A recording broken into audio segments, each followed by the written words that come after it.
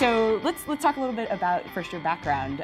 You started mostly as a writer, and then producer and director of some things. Yeah, no, I'm a writer. So what was it about this subject matter in this film that made you go, this is the one I want to direct? Nothing. All right then. It was, I keep having this conversation and I realize why, I guess, and it's because we kind of dignify the role of a director and it seems like a really big deal. I've been working film for about 15 years, a lot of it with the same group of people. For me, this is just part of a continuum. It's just another film with the same group of people largely. And there was no really significant difference between this and the one before and the one before that. And, it's because the question stems from the fact that we overstate the role of a director.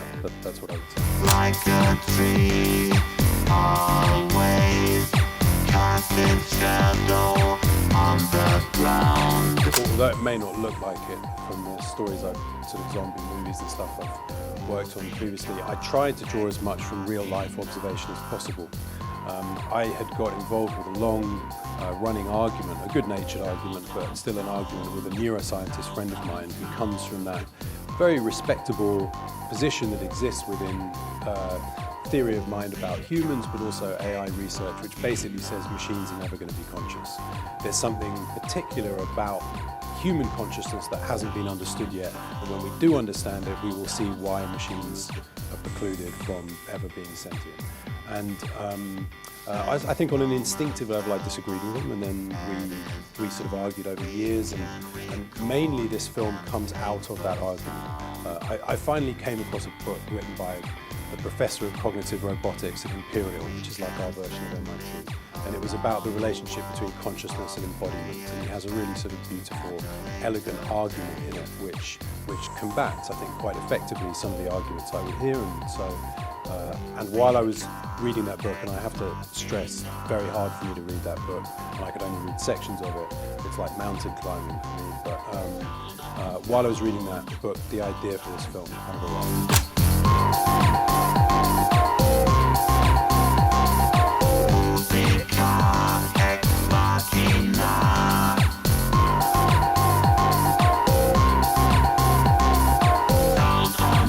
Yeah, I guess there was a challenge involved. I was trying to be fair to the subject matter, I guess, and try to be respectful about it, and really try to understand it within my own limitations as best as I could before writing it.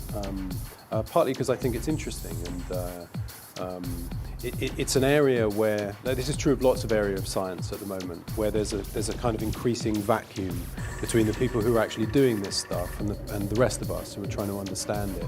And so some of it's about trying to bridge that vacuum as best as possible, but it's really tough to do that.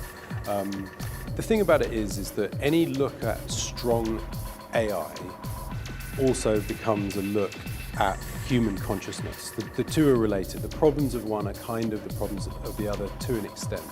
Only to an extent. I don't personally think that when a strong AI arrives, it will necessarily be like us in many ways. It may be completely different from us in almost all ways.